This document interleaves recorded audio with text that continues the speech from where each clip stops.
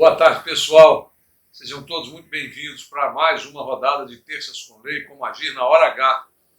Hoje a gente vai tratar de um tema, no mínimo, interessante. Por quê? A gente vai falar sobre contrato, mas um contrato verbal.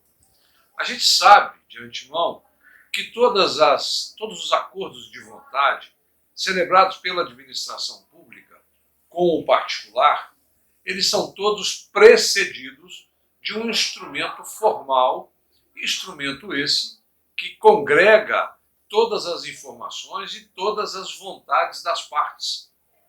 É a famosa pacta sunt servanda, em que as partes se comprometem ao cumprimento da avença, do ajuste.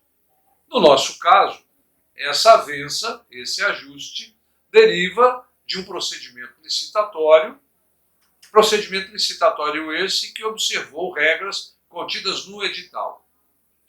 Todavia, a lei põe a salvo a possibilidade de, num único momento, esse contrato verbal, esse contrato formal, ser substituído por um contrato verbal.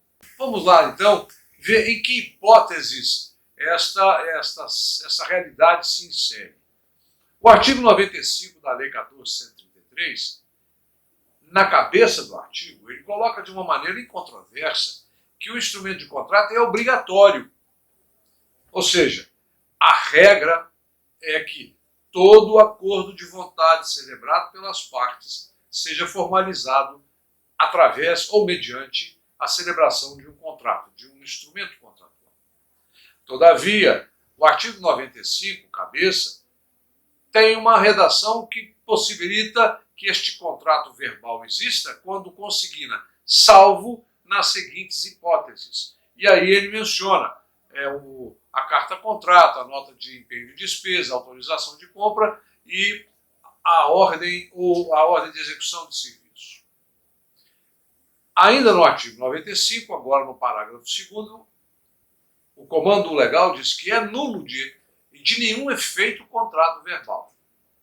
Veja que é nulo de nenhum efeito o contrato verbal, à exceção daquelas hipóteses previstas na cabeça do artigo e também, salvo o de pequenas compras ou de prestação de serviços de pronto pagamento, até o limite de R$10.000, que obviamente foi alterado pelo decreto 11.317, de 10.000 para 11.441,66.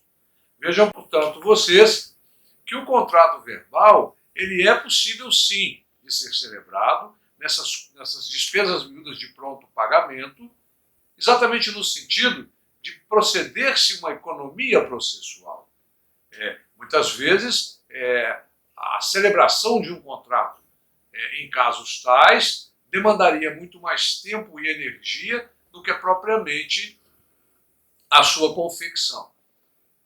Importante destacar, todavia, e para finalizar o raciocínio, de que, não obstante não se exigir contratos para estas situações de pronto pagamento, é necessário que se formalize a despesa, que se justifique a despesa e que se tenha um processo de aquisição disto ou daquilo, para que, a partir desta memória, a administração se resguarde e preserve o erário.